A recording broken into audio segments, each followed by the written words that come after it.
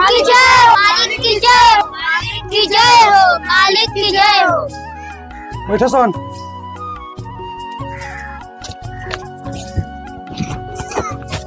तोनी के समस्या का बा? मालिक हमने के बरसात के कारण पूरा बस्ती ढह हो गइल बा। रहे के सारा नहीं के मालिक, कुछ मदद करी मालिक, कुछ मदद करी। का तोनी के बस्ती ढह हो गइल बा? हाँ मालिक। टेंशन मत लो सन, ठीक बा? ठीक बा मालिक। लो तो कुछ पैसा लो सन, तिरपाल डाल लियो सन और मड़ई लगा लियो सन, ठीक बा ना? ठीक बा मालिक, ठीक बा। का बोला रे? एक धक लेल बिसन के मालिक ना ये अपने काम करे होता ना अपने बेटा को दोनों घरे बैठे रहता रहता। मालिक हमार लड़का पढ़े कहता कि हम ना काम करम। पढ़े के कहता पढ़ाओ लिखाओ कलेक्टर बनाओ, हमारा दिक्कत नहीं है।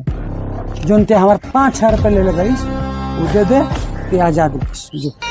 मालिक ये 5 खातिर रात 25 बजे से गुलामी करता नहीं, अब हमारे का आजाद कर दी मालिक। का तोरा आजादी चाहिए? पैसा हमार चुका दे तो जो आजाद रहीस। तो पैसा ना चुकेबे ते काम करते रहीस, तोर बेटो काम करी, गुलाम तोर बेटे के बनाई जा। अरे अगर हाथ में मोहर मार, गुलाम के मोहर मार। मालिक खुद ये मालिक मालिक, मालिक, मालिक।